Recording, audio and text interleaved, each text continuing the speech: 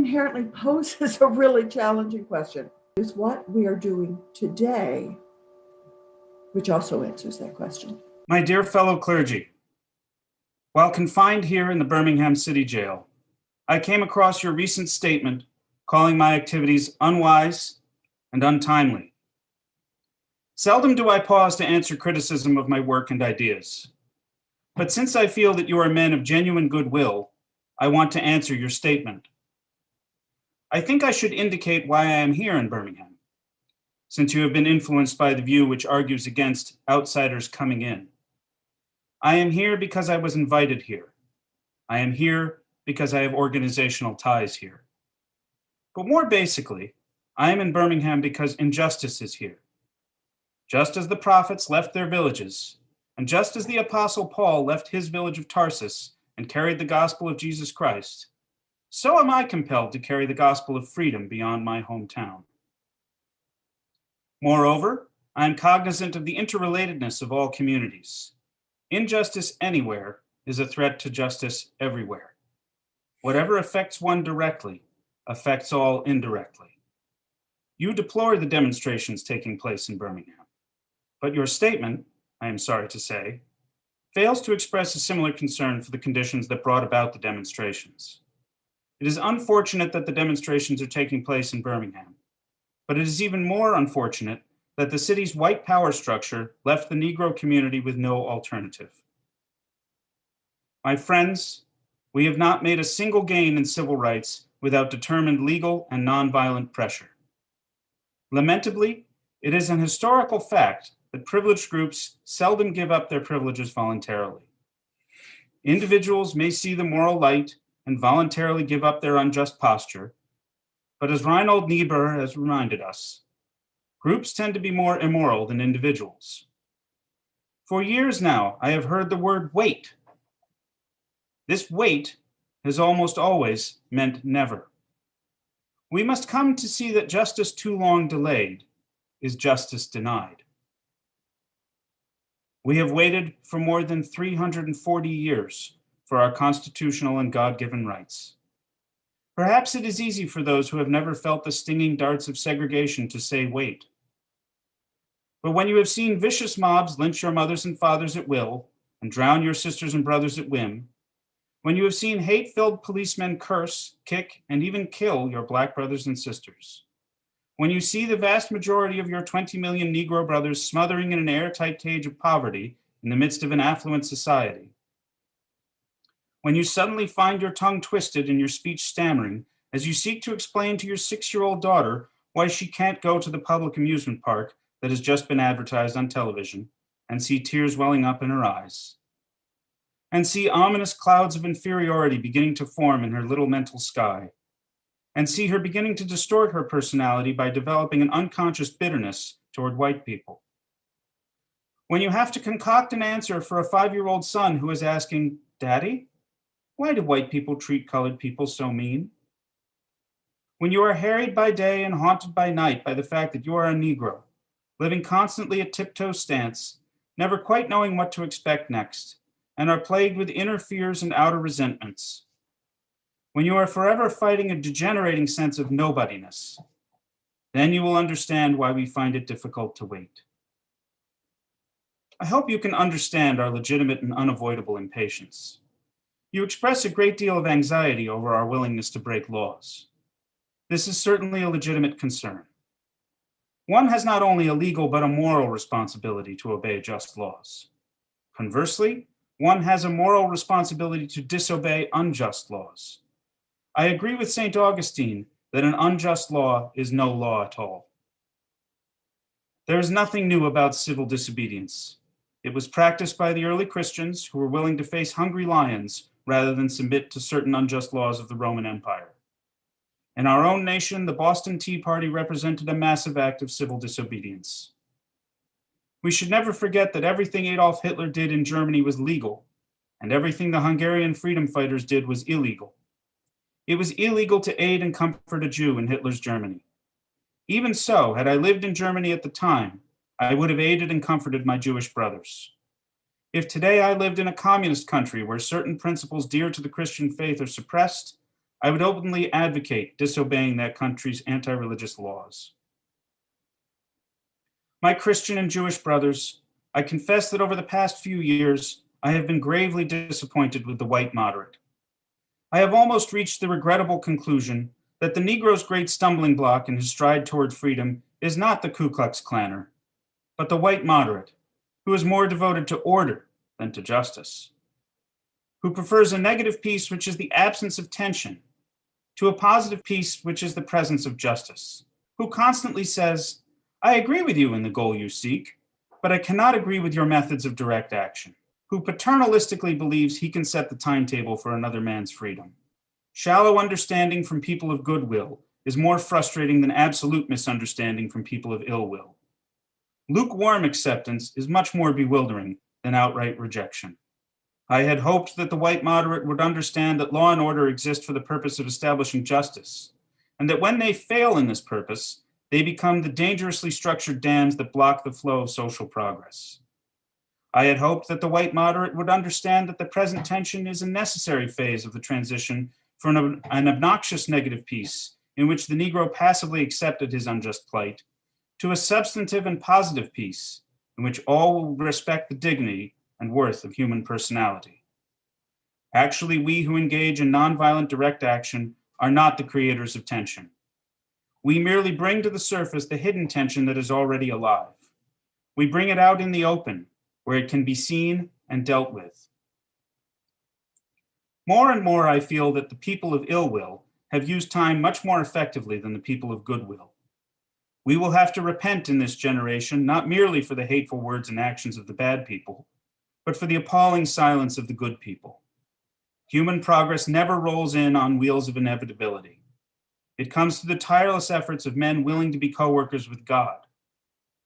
We must use time creatively, in the knowledge that the time is always ripe to do right.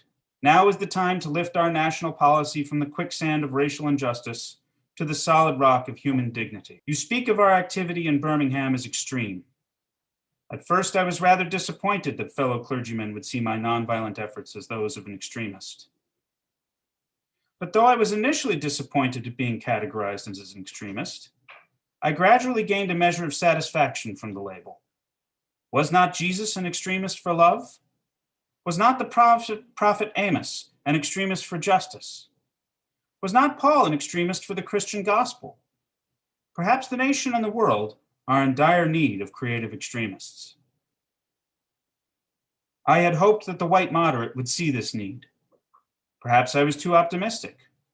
I suppose I should have realized that few members of the oppressor race can understand the deep groans and passionate yearnings of the oppressed race, and still fewer have the vision to see that injustice must be rooted out by strong, persistent, and determined action. I am thankful, however, that some of our white brothers have grasped the meaning of this social revolution and committed themselves to it. But despite these notable exceptions, I must honestly reiterate that I have been disappointed with the church.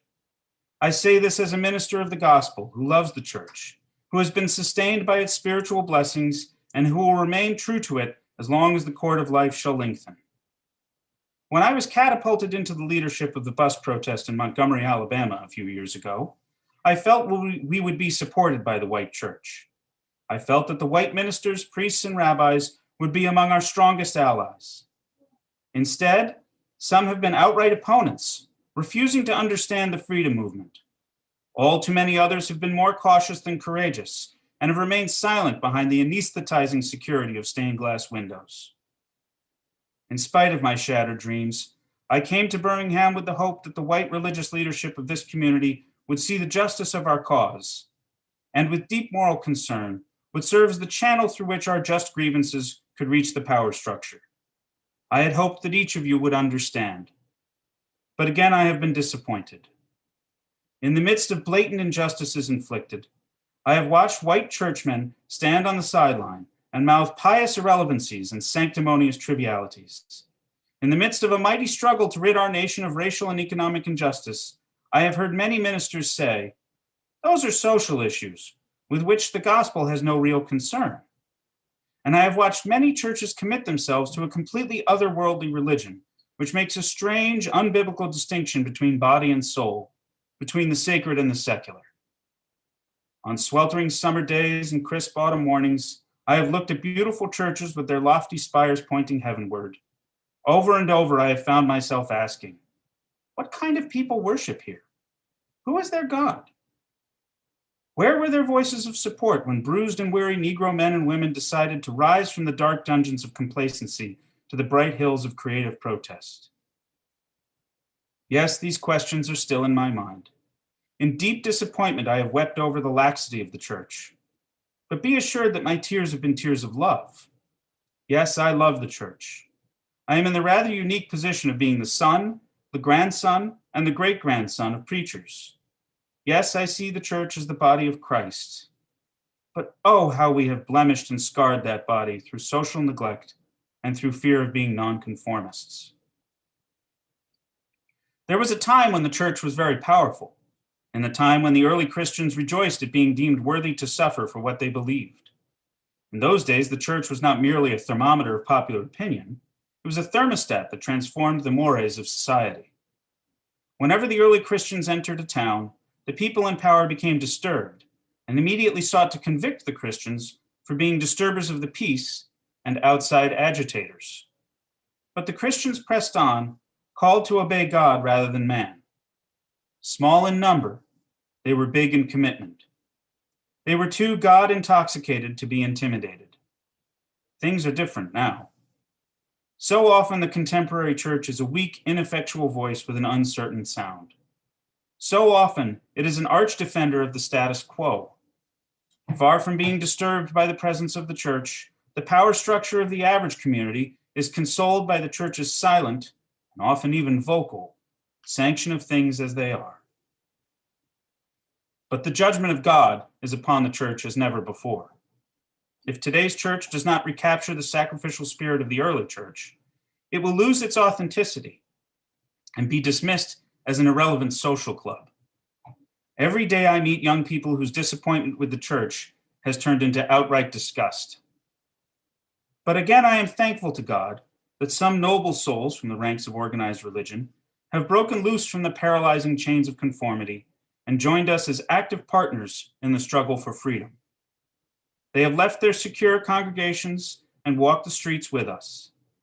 They have acted in the faith that right defeated is stronger than evil triumphant. Their witness has been the spiritual salt that has preserved the true meaning of the gospel in these troubled times. They have carved a tunnel of hope through the dark mountain of disappointment. I hope the church as a whole will meet the challenge of this decisive hour. But even if the church does not come to the aid of justice, I have no despair about the future.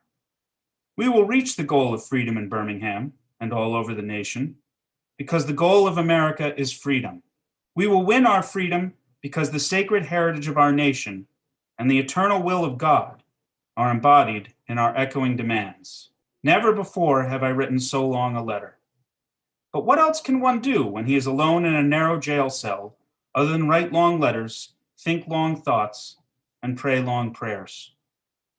If I have said anything in this letter that overstates the truth and indicates an unreasonable impatience, I beg you to forgive me. If I have said anything that understates the truth and indicates my having a patience that allows me to settle for anything less than brotherhood, I beg God to forgive me. I hope this letter finds you strong in the faith. I also hope that circumstances will soon make it possible for me to meet each of you as a fellow clergyman and a Christian brother. Let us all hope that the dark clouds of racial prejudice will soon pass away and the deep fog of misunderstanding will be lifted from our fear-drenched communities. And in some not too distant tomorrow, the radiant stars of love and brotherhood will shine over our great nation with all their scintillating beauty. Yours for the cause of peace and brotherhood, Martin Luther King, Jr.